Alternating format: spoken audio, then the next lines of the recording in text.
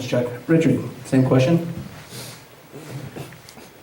Well, when I was on council, we put in place neighborhood policing and community policing, and that's really the best way to look at public safety for a certain neighborhood, because what you do is you try to go in before a crime happens, and you have police officers who understand the dynamics of a neighborhood because they're on the beat all the time. They know all the players. They know who's at risk, and they know who is somebody that may harm somebody else. And I would love to see us have enough funding in our public safety budgets to be able to do that. Unfortunately, right now, the city budget's really getting drained with stormwater. We've made promises to Pueblo to spend $460 million over the next 20 years. We have one officer per 1,000. Many communities have two. When they come, it's 11 to 14-minute response times. They're often cranky and getting there too late. The crime has already happened. We need to figure out how to fund that well. I agree with Chuck. It is the most important responsibility of council. The other problem is that we're training people. We have a good training department, and we're losing them to other departments because they're getting paid more, even to the sheriff's department. And so we need to figure out how to properly fund our police department and then continue that community policing. In my mind, that's really the answer to having neighborhoods appreciate their police officers and to be really safe. Okay, Helen. The question is, what do you see as a healthy working relationship between this neighborhood and the police? Well, I have to put some accolades out for Dennis Moore back there. He used to run the Neighborhood Watch program, and I think it's really key. I spent 20 years in the Navy, and I did mainly security, and as being the only U.S. female in Malaysia during 9/11, I was constantly watching my back. So I work really close with Commander Whittington in Sand Creek. There's 83 officers out there. Chief Carey has done his best to put more people on patrol so there's better response times. The PSST tax was, I believe it was 12 minutes was supposed to be the standard, or 8 minutes was supposed to be the standard, and it's around 11 or 12 now. It had gone up to 14, but it's back down again. We just graduated 9 CSSOs, and they help with traffic. You see the cars, they say CSSO, they write reports. So they're assisting the police department. Commander Whittington it's really great. We're going to have a new police station in Sand Creek, and they had the public meeting yesterday. Again, please get involved. It's really great. You folks are out here tonight. You can email your council members, call them, go to these public meetings. They not only encompass crime, it's bike lanes, it's all kinds of things, and we need your input. Like I said, I totally respond to people in Southeast. The crime has decreased down there, but it's like a misnomer in the city. All the crime happens in Southeast. You'll also find, thank you. Thank you, Helen. Yolanda. You want me to repeat the question? Yes. Okay. What do you see as a healthy working relationship between this neighborhood and the police? When Ferguson happened, Police Chief Carey had a community meeting at Centennial Hall where he brought young African American men and different people from the community, and he was being proactive, and that, I think that really helped a lot. But the obstacles again there are the compensation packages. We do not have a compensation package to attract the officers, and when they do come and they get trained, I've been asked to sit on 2 different panels for the new recruits to talk to them about cultural sensitivity and how to engage with persons with varying abilities. But they don't have that, and so what happens if they get trained? They get asked to go somewhere else where they can make a lot more money. And then 2, there's that community policing is really, really important.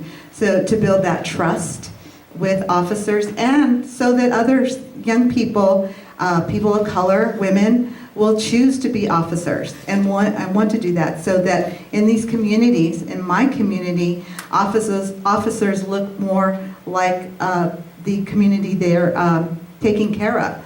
So it's really key. I think it's number 1. So I sit with the chief with the Colorado Springs Police Department Leadership Advisory Committee, and we meet every every 3 months, quarterly, and sometimes even sooner than that, to talk about what's happening with police. And they engage in the community in District 4. They go to soccer games. Yolanda, thank you very much. Thank you all the candidates for those answers. We are now on question number 6. We'll start off with Richard. Neighborhood residents are worried about rising rents, slumlords, and poor upkeep of properties and living conditions in general. How will you work to improve housing conditions? Part 1.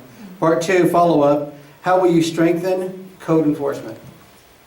Well, they need more code enforcement officers on the street. It's one of the departments, again, that just doesn't have enough personnel, and I think that's definitely important. I was one of the people to help put together a bill with Michael Merrifield to have basic requirements for apartments, and I think those requirements need to be enforced. It's about plumbing, not having mold, not having rails on windows, having places that are safe for people to be. But we as a council have the ability to affect zoning. It's one of the big issues that we're really involved with. I wish we had lots of other things that we could do, but zoning, we can really incent more affordable housing. And it's gotten very expensive. It used to be a cheap community. It's not anymore. To find a 1 or 2 bedroom apartment for $850 or $1,000, you're lucky. And we're not going to be able to exist as an economy. We don't have the jobs and the pay scale to really support the rents as they're rising. We need more stock. And we as a city have the ability to incent more. We make it difficult now often to build up instead of out. It's much easier to grow in these green fields and sprawl out east. We need to figure out how to bring more growth inside, and it will also help our transportation problem as well. Thank you very much, Richard. Helen? Well, first of all, the new director of the folks that do code enforcement, Mitch Hams, has been doing a superb job. He has been responding with his crew, and there's 17 code enforcement folks now. And today, I haven't gone to check, but what I do is I get a lot of requests from other districts, not just mine. Helen, will you work this issue? And one of the issues today, down along 115 and Broadmoor Bluffs, when they cleaned out, the county and CDOT cleaned out the homeless camps, there was wind that day and a lot of the garbage went down around 115. So Mitch and his crew were supposed to go out there today. I haven't been out there to check it, but they have been very, very responsive. Now, Yolanda's probably going to mention some apartments over in Southeast. That gentleman that owned that is a total slumlord. But you as a tenant have rights, and they are listed on the city website. I'm trying to remember, they call it the warranty habitability right. But also, to add to that, I was following up on that today, and there's going to be a group meeting tomorrow to further address certain situations as far as that goes. You as citizens need to take some personal responsibility.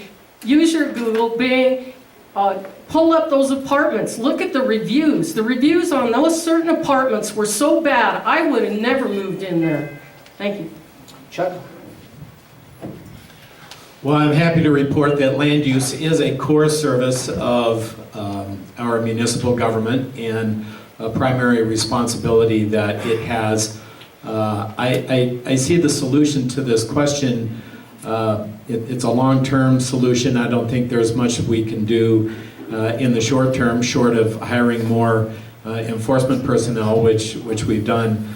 But as this community turns inward, because there's not a lot more that we can annex on the perimeter. Banning Lewis will likely be the last large planned community in the city of Colorado Springs, and it's becoming more and more economic attractive to redevelop the core of our community, which is a natural thing, it's a healthy thing, and it's something that needs to be encouraged. We need to make sure that our comprehensive plan rewrite accommodates this activity and includes the appropriate requirements and regulations to ensure that people who are redoing their homes or a group of homes or whatever is being built, whether it's low-income housing or whatever, is meeting those requirements. I think it's hard to go back, and it's very expensive to retroactively go back, as we're learning, having to hire more people to take care of a lot of construction around here that is functionally obsolete. You drive around this town and you see a lot of that. So I look forward to seeing that change over the course of the next 50 years. Thank you. Yolanda, want me to repeat the question? Yes. Okay. Neighborhood residents are worried about rising rents, slumlords, and poor upkeep of properties and living conditions in general. How will you work to improve housing conditions, and how will you strengthen code enforcement? Okay. I just want to address something that Chuck said. Sidewalks are part of infrastructure that the city is responsible for. Transportation, any city worth its salt has a really vital, robust transportation system. That helps to grow the economy, and it works. Yes, Helen, thank you for that preface. Yeah, I am going to talk about Pine Creek Village, where Terry Reagan is the owner, where he rents these apartments. People go there, and maybe they don't have Wi-Fi to do the checks. So they go to these apartments, and they're filled with, roaches, mold, broken windows, and they go there because they think they're affordable. And this is what, and they can't get out of there because they got to have like $9,000 to be able to get out of there. So they're just stuck between a rock and a hard place. Yes, there's codes, but there are loopholes. There are loopholes in those codes, and we need to close those loopholes. Right now, for the panhandlers, we are fining the panhandlers $500, homeless. They have no money. But yet, we fine a landlord $100, which he either works into the cost or just pays the fine because it's cheaper than fixing the problem. So we need to take care of all people. We think it's just for the wealthy. We got to take care of all our residents. Thank you very much, Yolanda. Helen, this next question you'll start off on. The southeast part of town is frequently described as a food desert. We've already heard that before. For its lack of restaurants and grocery stores. What will you do to increase healthy eating options and healthy living opportunities for residents of this neighborhood? Okay, I told the folks the other night I'm on an 8-year plan. I got the crime decreased. You'll find the developers that keep developing up north, urban sprawl, don't own a lot of the land in southeast. I've been communicating with a lot of folks because one of the problems in southeast is there's no really good restaurants or places to shop. I keep telling the city council, you have Peterson Air Force Base, you have Fort Carson. Why are you not developing down in southeast? The South Nevada Urban Renewal Authority area, also that is in the plan is an overpass. Well, how's that going to help southeast? I also have to jump back and tell Yolanda that code enforcement went to that particular apartment, 2 of them, 3 times, and they would not allow them in the apartment. So I'm telling you, I follow up on everything I do, and if we can resolve and make things better for the citizens, that's what I try to do. Thank you. Richard, if you want to take the same question. Well, I talked a little bit about it before, and I just think that if we can get together as a community and let people have rent-free vacant spaces for periods of time, take vacant lots, and have the ability to create community gardens. I think farmers markets are certainly a way to help resolve, at least in the summer. But you can't drive a King Soopers to the south part of Colorado Springs unless there's an economic reason to do it. As you build up businesses around it, they can become an anchor. And there's a great example of that at the Union Bluffs shopping area, there, Austin Bluffs shopping area. That was a desert. Rustic Hills is an area with a lot of vacant property. That community got together, and if you notice, there's a lot of small businesses around there. They're not all national chains, and I really think small business is the way to go on this.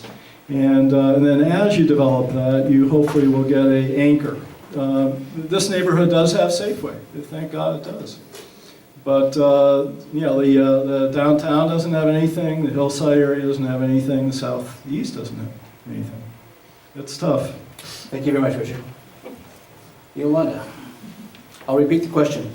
The southeast part of town is frequently described as a food desert for its lack of restaurants and grocery stores. What will you do to increase healthy eating options and healthy living opportunities for residents of this neighborhood?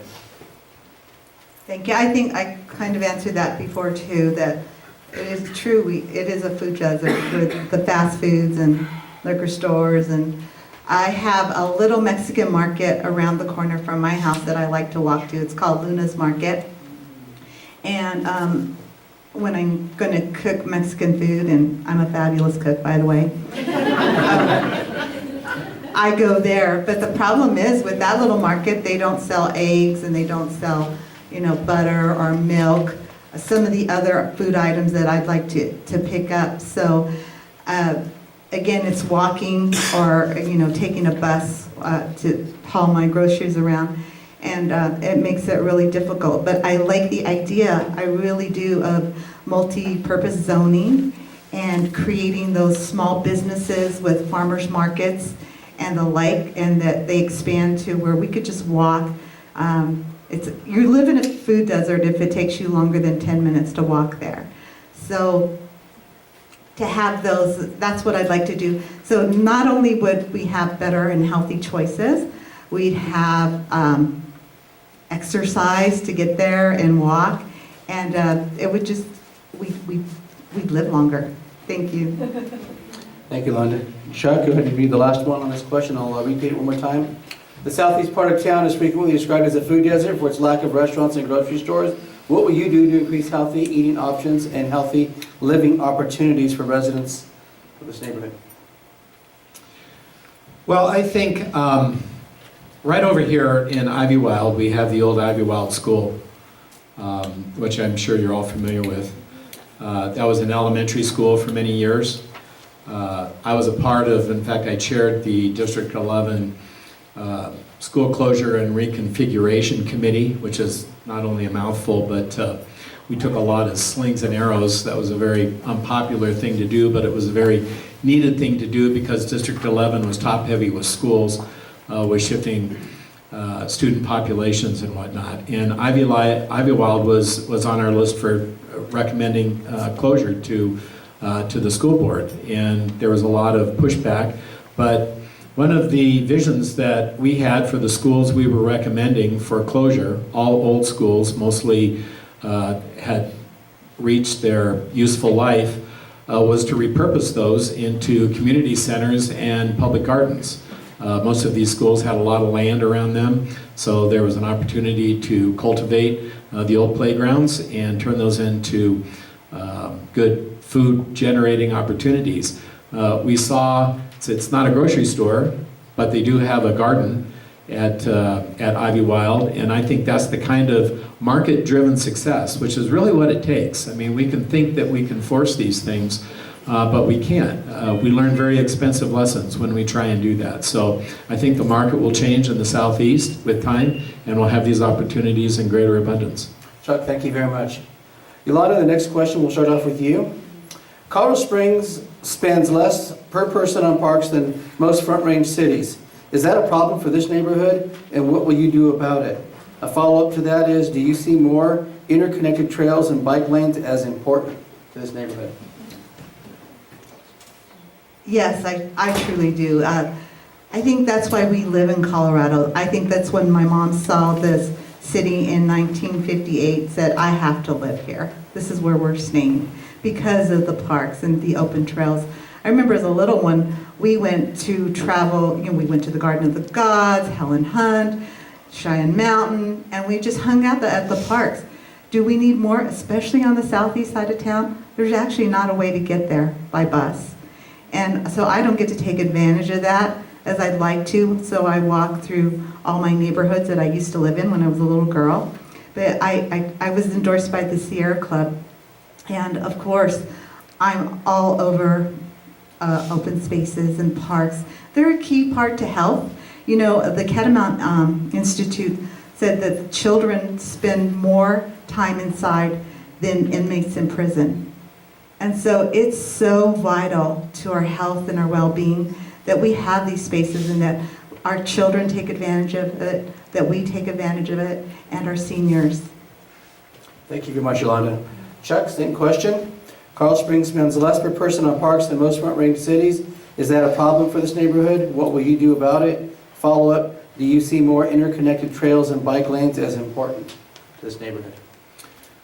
Well, there's a really cool park right across the street over here. So I think this community, this particular neighborhood is served with a lovely facility. You know, the founder of Colorado Springs was a park lover and donated a lot of land so that we could have open spaces and parks. And maybe that's why many of us have the sensibility that we do have, that we value those spaces, and we use them, we overuse them. But I don't think we have a supply problem of parks and open space. What we're lacking, what we have a deficit in, is sufficient money to take care of these parks adequately and to handle the impacts that we have from overuse.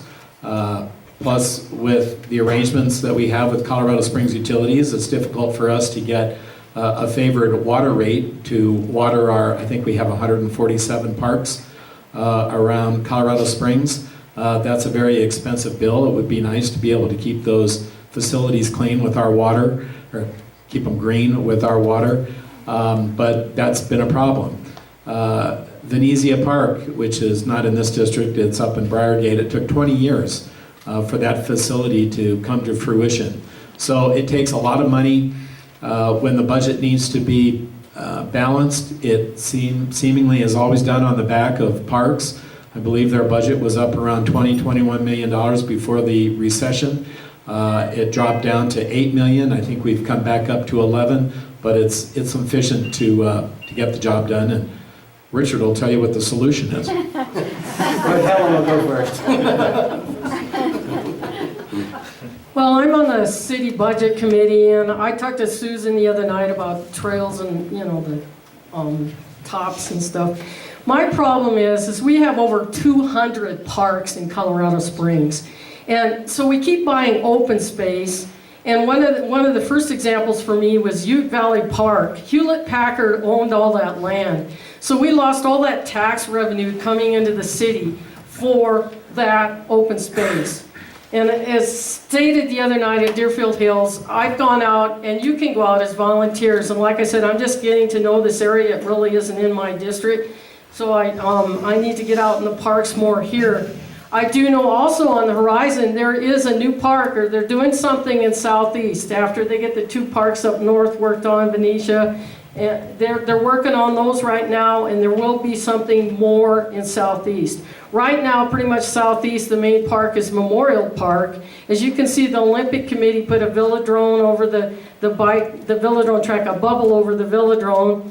The tennis courts are going to be resurfaced again because of the weather. They're kind of bad right now. But Memorial Park is absolutely fantastic. We have people from all over the world that come to the Firemen's Memorial. I mean, not the world, the United States. They come to the Firemen's Memorial there every year. There's a lot of things going on in Memorial Park. As far as getting there, friends, family, please get there. Thank you. Okay, Richard. Can I take 20 minutes? No. Sorry. Well, there is some real opportunities that are going to come up for the southeast part of town. There's that Corral Bluffs open space that we were able to protect. And by the way, I don't like to disagree with Helen, but the amount of money we were getting in property tax for that 100 acres of Ute Valley Park that everybody loved and used for decades is pittance compared to the value it gives to us as a community to have all those people work out there. And we'll disagree on a few other things, but having said that, I feel that there's a great opportunity because I'm on this Fountain Creek Watershed District Board. We're talking about building a greenway between Colorado Springs and Pueblo. There's going to be an 850-acre reservoir when SDS is completed that's going to allow flat water recreation, double the size of Rampart Reservoir, right below Corral Bluffs. You'll be able to hike to that greenway between Colorado Springs and Pueblo. And so there's a great new opportunity for that sort of thing, especially with all the stormwater funding that we're putting in place. Because what they do now is they create these wetlands. They create in-stream detention facilities up to 50 acres. And they have to go in and build roads to be able to maintain them. They can't let the sediment build up. But really, it's a huge economic driver for this region. Our parks are being used to death.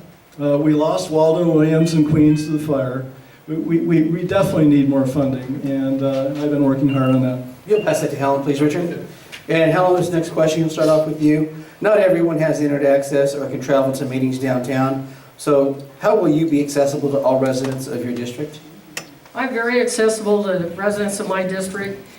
Email, telephone. I don't understand why people couldn't get a hold of their council members. It's so easy. I would love for more people to come down to the city council meetings. In the southeast, we have Deerfield Hills Community Center, we have the Sand Creek Library, we have the Southeast Y. I go to all the events there. We have the Fountain Shelton Partnership, we have the Murray Partnership. I go to those meetings. Sometimes the Fountain Shelton meeting is on the day we have city council, so I cannot make it on that day sometimes. But the last four, I've been to the last four, and that little group has really decreased crime at that corner of Fountain and Shelton. It's amazing. And it's amazing how a small group, how you can communicate and get things across. And I was really surprised Richard didn't bring up Strawberry Fields. Because I voted against the land swap.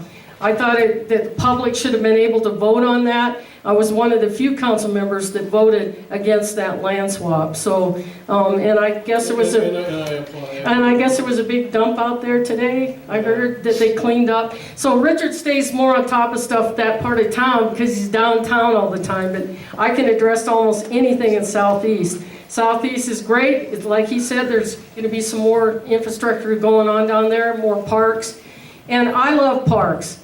I've been all over the world. I've seen some things a lot of people haven't seen. Thank you. Okay, Yolanda, you would answer this next question. Not everyone has internet access or can travel to meetings downtown. How will you be accessible to all residents of your district? I think it's going to take all hands on deck. And what I would like to do is have monthly town halls throughout the district. And I'd like to invite our local representatives on every level, like Tony Exum and Lonquinos Gonzalez, the county commissioner, Michael Merrifield, all the elected officials that overlap in that city to have those town halls and go. I want to go to the people because, like we said, they have 1, 2, 3 jobs and they're not able to get there. I like to have them in the evening when they're home or on a weekend when they're able to do it and make it fun. Have some food, have a little get together, a party, a community event. And I would like to do that at least once a month and in every different area and bring the other elected officials so that the community can ask them questions. I'm right now give my personal cell phone number. I am completely accessible, and I plan to, once I'm on city council, to remain accessible, but to be out in the community and let them know that here I am and let me know what they need. I'd like to listen to them, and people out there, they've got great solutions if we just listen. Yolanda, thank you very much. Chuck? Well, access, transparency, all these things are very important to a well-functioning government of any kind. I think we have the tools available to us. Steve, you mentioned for people who don't have those tools, that's a tough situation. I don't think Channel 18, which broadcasts all the city council and I believe the planning commission meetings, doesn't it?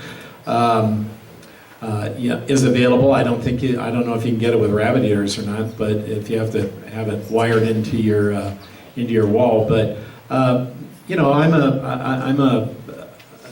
a big proponent of making sure that our elected officials are communicating and interacting and getting ideas from the citizens on taking care of the community that we share and that we all love and that we want to make it the best that it can be. To be perfectly honest with you, from what I've observed over my years of public service and being involved, I don't think it's a problem on the side of of those political leaders. I think it's more a problem on the demand side we don't have enough people who show up at things and participate in the process of government.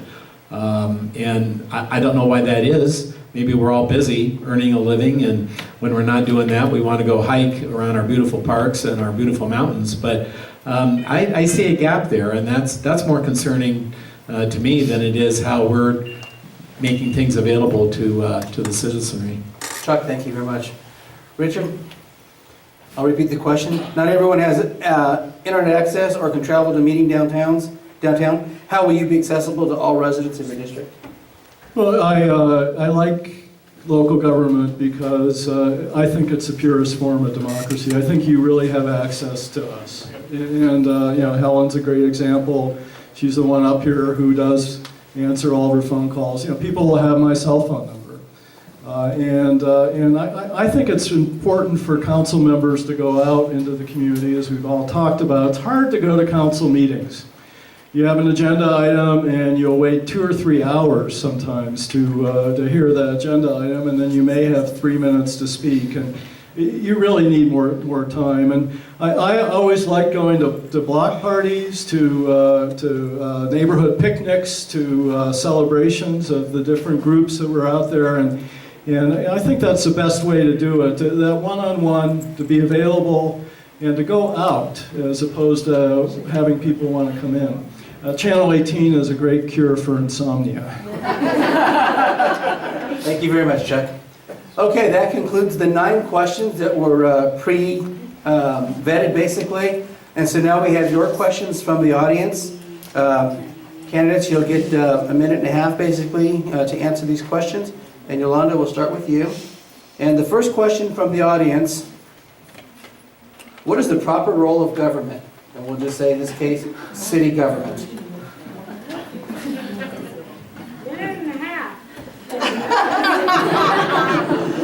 A minute and a half, did you say? Well, all politics is local. Beyond our core services, right? Infrastructure, safety, public works, parks and rec, I think transportation. I think we have a role to facilitate, as Richard was talking about earlier. There's so many things that we can facilitate. And I remember when I was working and people would come in for a question. I was a criminal defense investigator. And the person wouldn't answer, the receptionist or whoever, and they'd say, well, that's not my, I'd say, why didn't you help them? Like, that's not my job. That's not my job description. And I think, so I would take them in, hey, wait a minute, come in. And it would take like 2 minutes to connect them to the attorney or to help them out, where it takes them a whole day to, figure it out, or a whole week. So I think we do is we'll go, oh, that's not my job. We only take care of this. We only take care of that. No, I think we are responsible and we can be facilitators in all areas, bring all the areas together, bring all our residents together to facilitate our growth, our well-being, and our happiness. Yolanda, thank you very much. Chuck, what is the proper role of government? Well, to live within its means and to satisfy the charter requirements in the case of our municipal government. Every office holder, regardless of what government they're serving in, takes an oath of office to do just that. So I take that very seriously. And the things that are enunciated in the charter or in the Constitution, as the case may be it state or our federal Constitution, the first duty is to those things that are printed there. And I'm all for facilitating. I mean, this is a wonderful position to be in because you're very visible. People come to you looking for help. I think part of the job is being a traffic cop and knowing where the proper resources are for getting people where they need to go. But my platform in this campaign is pretty simple. It's the very first item is efficient, affordable government. And that's what I interpret our city charter to pretty much expressly dictate that we do. We can't have a deficit budget. We have to live within our means, and that's very difficult. That's a very tall order. Thank you very much, Chuck. Helen, what is the proper role of government? The proper role of city government is public safety and public infrastructure. I've worked really hard in the last 4 years to work on crime in Southeast, and it has decreased. There will be a study coming out about Fountain and Shelton. I was told a month ago there was an 88% decrease in crime. I don't quite believe that, but and for the citizens out there, one of the most crimes right now is puffing. So if it snows tomorrow, please don't go out and warm your car up and leave the keys in it, because they'll steal your car. Also, ladies, purses, whatever in your car, they'll break your car. That's mostly the top 2 crimes that are right now. I mentioned the other day, a couple years ago, I did a study. I grew up in Nebraska, and Omaha, which is a little smaller than Colorado Springs, had 65 homicides. Colorado Springs had 22. So you'll find that a city our size is usually between 20 and 30 homicides. And a lot of it, like Southeast, is a lot of apartments. Usually when you have lower income people, you have that issue. The crime that increased in Southeast was where the new affordable housing was, which was a surprising statistic to a lot of folks, and that was put out by the police department. So I work on that. And then the infrastructure part is kind of the second half. We're working on a lot of roads with the 2D tax money. There's a lot of curbs, gutters, and sidewalks that are being worked on in Southeast. Pikes Peak by Memorial Park is going to be done this year. Thank you. Richard, what is the proper role of government? Well, to give you a lot of hot air and make promises. No, I'm just kidding. And I'm gonna change your life. I'm gonna make you successful and rich. And I'm not gonna get rich myself at $500 a month. But having said that, yeah, the city government really is about land use. It is the most important issue they deal with. Utilities. And keeping people safe. And I think we've all expressed that. I know there's balances and things get out of balance. I agree with Chuck. I think it needs to be efficient, but we also need to have the guts to ask citizens for help sometimes too. We did with 2C. You know, it took you know, us being one of the worst places in the country for repair bills for tires and axles for people to vote for it.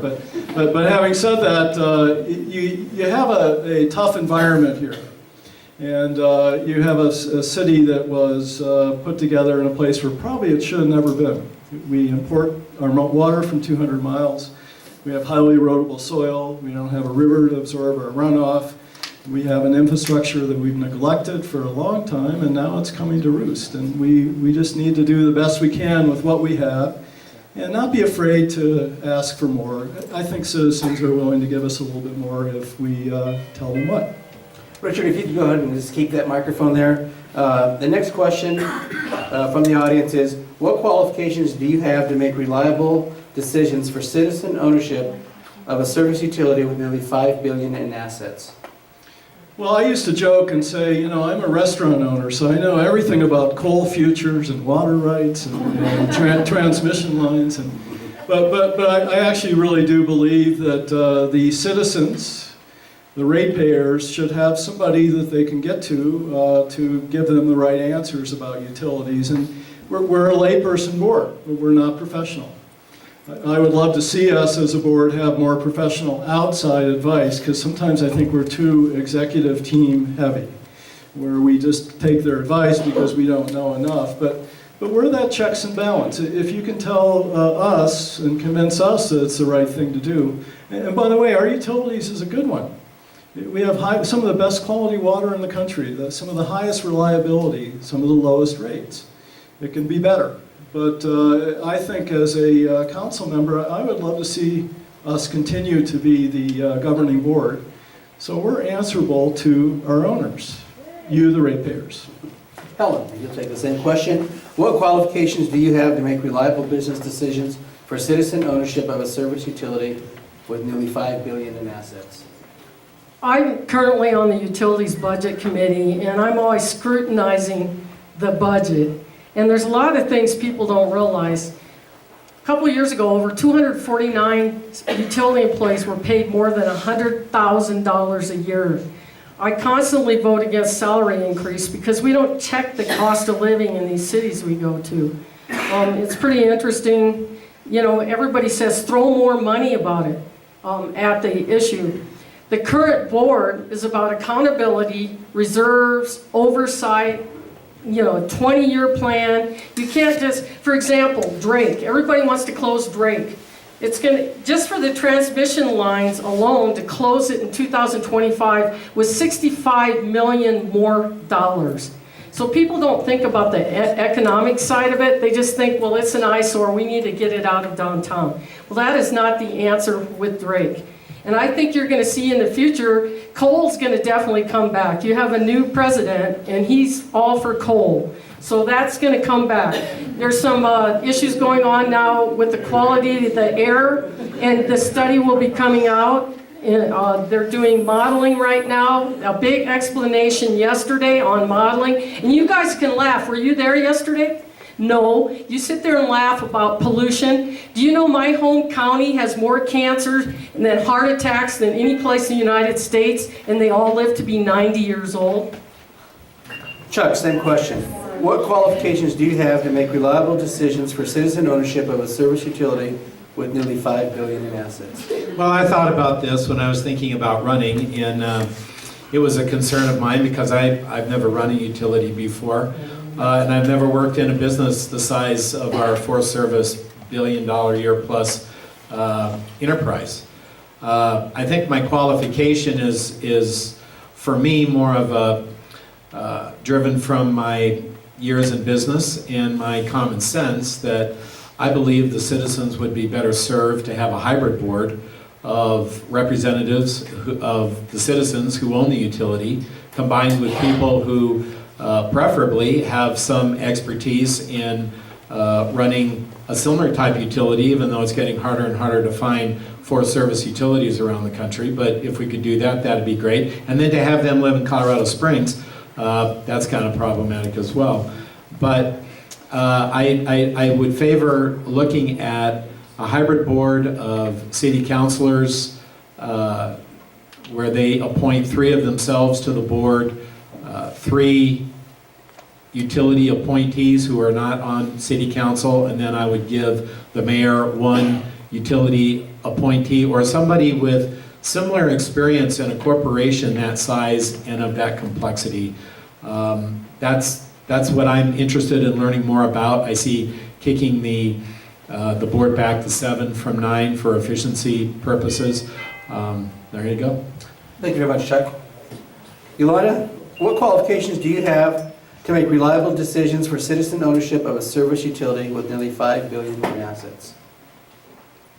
As your next elected city council person, I have the qualifications in leadership, in confidence, and I think we need to have someone that's elected that represents the citizen owners.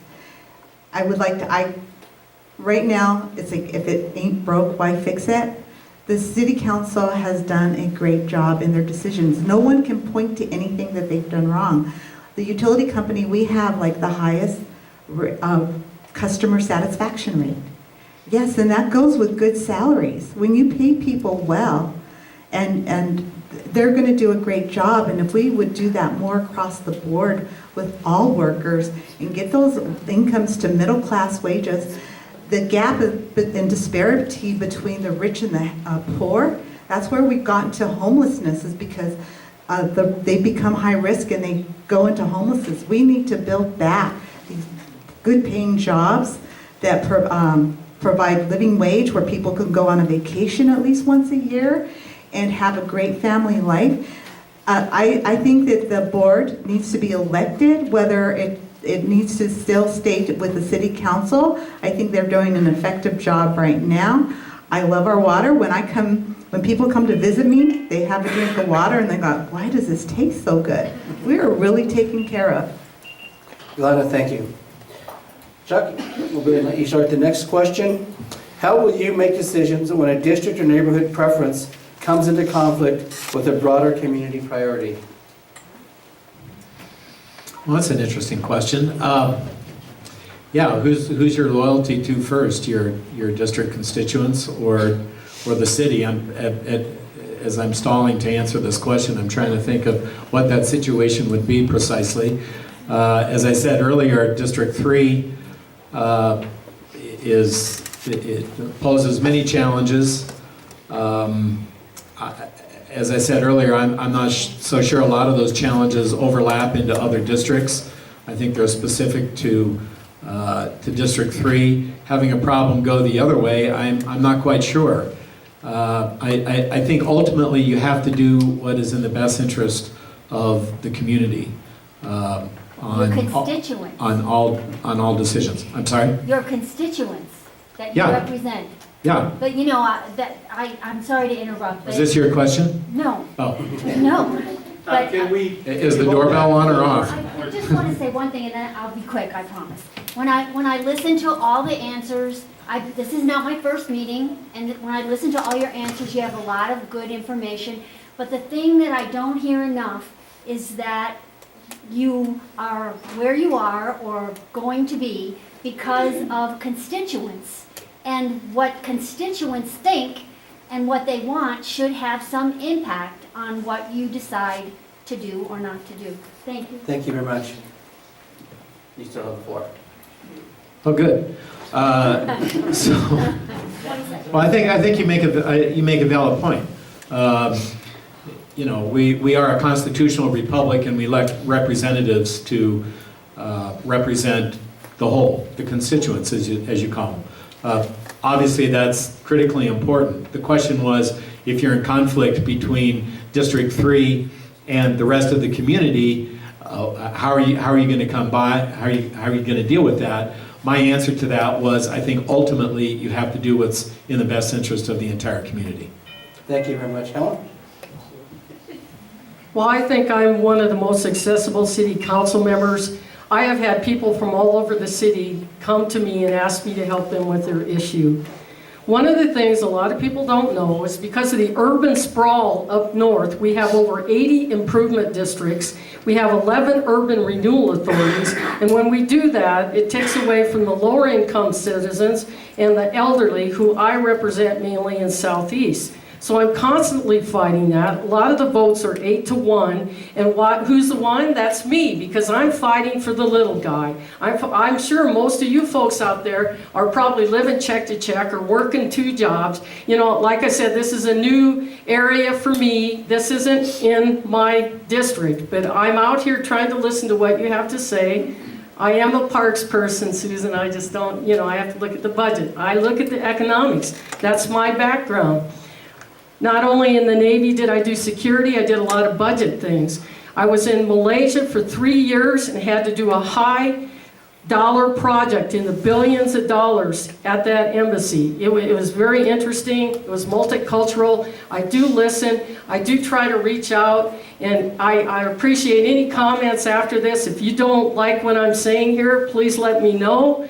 But I'm just trying to educate people on what actually goes on in the city. Because sometimes what you read in the paper and what you see in the media is not what the citizens are about. Thank you. Richard, if you're going to take that. How will you make decisions when a district or neighborhood preference comes into conflict with a broader community priority?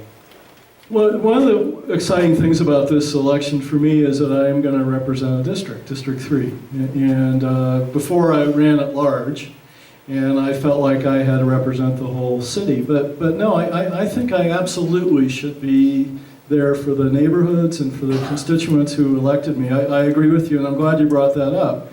Because really, that's the nature of this form of government. We changed it to the strong mayor form of government. We created 6 districts.